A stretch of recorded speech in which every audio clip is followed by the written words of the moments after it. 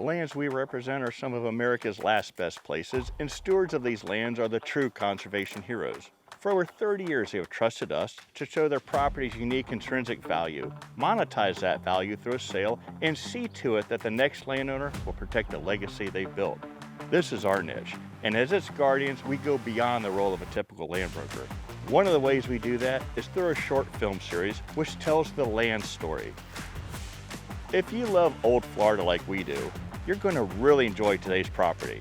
We're going to take you on a journey to Florida's nature coast, to a property that's been at the forefront of more significant historical events than even Forrest Gump. A property as beautiful and full of opportunity as Florida itself. It has survived 500 years of conflict for control, been the site of not one but two extinct cities, and one of Florida's first toll roads. Yet, today this 4,000-acre coastal property, just 25 miles to the state capital, is as pristine as when Florida's largest landowner, Ed Ball, stewarded over it. Amazingly, it's one of the last two remaining undeveloped but developable large properties left on the entire coast of Florida, Georgia, and Alabama. This is a story of how Caprice, along with good land stewardship and strategic planning, secured this property's position as one of modern Florida's signature places. Join us as we take an inside look at Old Magnolia. What public schools don't teach is this area is the epicenter of human civilization in North America. In fact, just a short distance from here, Dr. Jim Dunbar of the Alcilla Research Institute and his team discovered the oldest known evidence of humans on this continent. His discoveries debunked the Siberian land bridge theory on how America's first people arrived, and only further proved to me that the first people knew the best place when they found it. Something that in today's Florida, over 1,000 people a day are finding out. Found a site that dated older than any of the accepted ages for how long people were in Florida or in the U.S. And we now, from that site, have over 100 radiocarbon dates that average to about 14,500, almost 600 years old, which is 1,500 to 1,600 years older than what had previously been accepted. And Magnolia is founded in 1826, and it quickly becomes sort of a thriving port. Once one of Florida and Southwest Georgia's most important seaports, the now extinct town of Magnolia had its own bank, printed its own money, had numerous mills, and even a U.S. custom house. And Old Plank Road was one of Florida's first toll roads that way back in 1851 charged a whopping $1.20. Yet today, like an episode of Unsolved Mysteries, but for one graveyard, all the evidence of this once thriving coastal port has disappeared. Old Plank Road was a competitive alternative to the rail line into St. Mark. So there were two ways to get into Tallahassee that were tried and true, I guess, if you want to call it that way. One was Old Plank Road once it got built, and the other one was the rail line from St. Mark's to Tallahassee. And that cut off Magnolia and it withered on the vine. Then again, along the south property line grew another port town, Newport.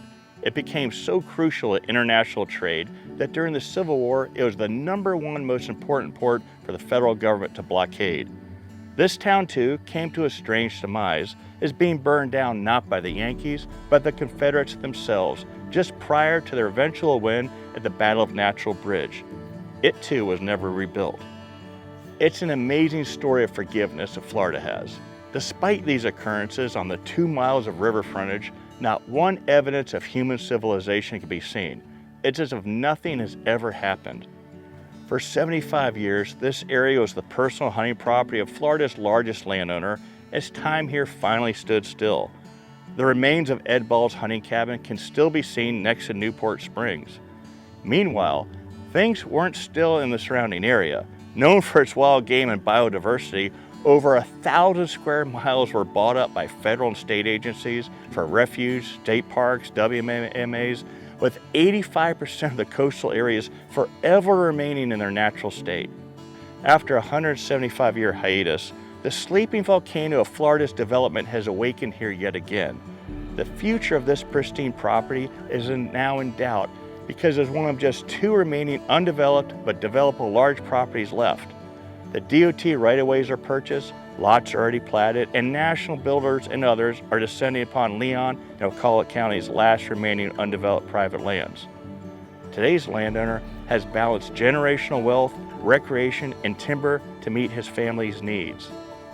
Like you know, I've been in this land space for a long time, and so I've learned how to appreciate a great tract of land and just how rare, what type of rarity it has when you have navigable waterfront that's crystal clear and cold and good for swimming, when you have a spring, when you have a sink, when you have just oak trees everywhere and extremely heavy game, turkeys running everywhere and deer running everywhere. It's very, very rare to come across that. It's more common in a state park. It's not a common ownership thing of a private landowner. So it is exceptionally rare for a tract to have these types of qualities.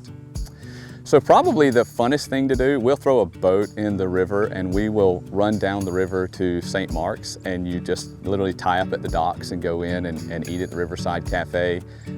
Right here, kind of encapsulated by the property is a little restaurant called Oots, which is a little dive restaurant that we go to all the time. And of course, if you want something more, it's 12 miles up the road to Tallahassee, or about the same over to Crawfordville. And so there's just no travel required to hit the airport, to hit restaurants, to hit shopping. So my wife, she doesn't hunt. She rides her horses and then she wants to head to town. That's pretty easy to happen from here. It just offers me peace that I don't get kind of anywhere else in my life. I have a big family, and so I've got 15 tree stands and 15 fields and feeders, and so my camp fills slam full of kids and family. I have a giant Blackstone griddle and I cook everybody breakfast, and we'll kill 3 or 4 rack bucks that morning that are all hanging from the racks, and there's Kawasaki mules running and horse riding, and that's a really rare thing to have a property with that much diversity and large enough to host that big a crowd. And so that's what really gets us going about this place. It's kind of silly to say it this way, but we're overrun with turkeys. They're literally just running down the road in front of you in groups of 15 or 20. They make a lot of noise in the mornings as they're just bombing down into your fields, and so they bring a lot of excitement to the property. We love to turkey hunt, so a lot of that occurs. But we have just a tremendous population of turkeys. It's hard to believe it's been over a decade since we trademarked the term social storm properties. Back then, people didn't like to talk about it, and few considered that bad things could actually happen. Unlike today, when the news gets crazier almost by the hour. Our clients are some of America's smartest investors. Many share a biblical worldview, and like us, many of them saw the handwriting on the wall that there is nothing or no one to slow down our society from its current path.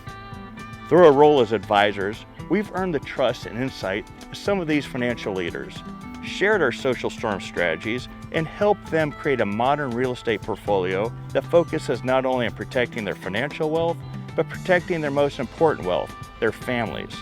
There will be another COVID-type event or worse. We've developed a scorecard, concepts, and methodology that helps landowners accomplish multiple needs such as safety, protect hard assets, preserve wealth, and even recreation.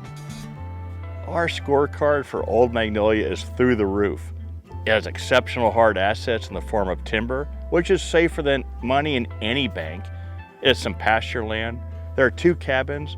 The population density is low as there are 1,000 square miles of surrounding federal and state lands. The crime in the area is almost non-existent. There are freshwater springs, sinks, and rivers. It's only a short boat ride to the Gulf of Mexico for great fishing, and the game flow is exceptional. This is 100% the kind of place one would go for the next pandemic or worse. Timber is one of the best hard assets to own. It grows as a crop, yet there isn't a specific time that must be harvested. It can wait out bad markets or bad weather. Its value also grows independently as a commodity in its different forms. Today, it's at the epicenter for energy, fiber, wood, conservation, and even carbon. The loblolly and slash pine here is strategically positioned for multiple markets in today's new carbon economy. On top of that, few places grow better timber or have better timber markets than we do here in North Florida. This property is pretty famous for just how high the site index is. The trees grow exceptionally fast here. You would come and you would look at the soil and you would think, oh well, it's not farmland, and it's not. But if you get kind of below into the sublayer of it, it's got exceptionally strong growth proponents for pine timber. We work with a timber specialist out of Thomasville who tells us that our growth is above average. And our greatest sort of measuring stick here is we did sell last year 400 acres of timber behind what is now the camp. And that timber was 23 years old, and it cut for over $2,000 an acre. So that gives, and that's just a final cutting. Of course, that had had a thinning initially as pulpwood, and then it had a thinning as chip and saw, and this was the final cutting, which is very early. 23 years to have saw timber is pretty remarkable.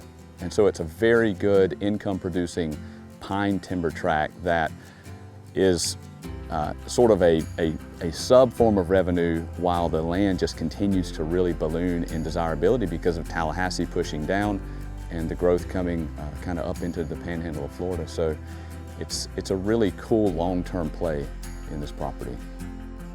I think the message that needs to come out is like, this property offers above average growth rate return on the trees, and also like above average appreciation growth because of the pressure on the development coming down, and just how certain it is that over time, you know, the land's going to become pretty desirable for all kinds of future uses, and it hasn't been restricted from any of that yet.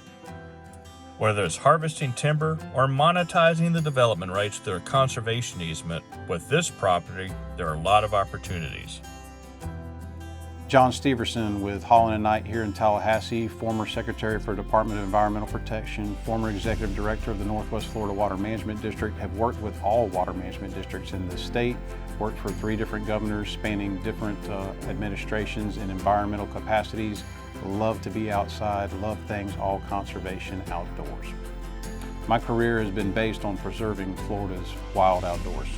Florida is definitely leading the nation in purchase conservation easements. What the legislature has come to realize is that the conservationist landowner is truly the best manager of those properties. And we are seeing historic levels of funding back to when the program first began in the late 1990s and early 2000s. At the time, that focus was on fee simple purchasing the property outright. The state realized there was so much involved in the management of these properties.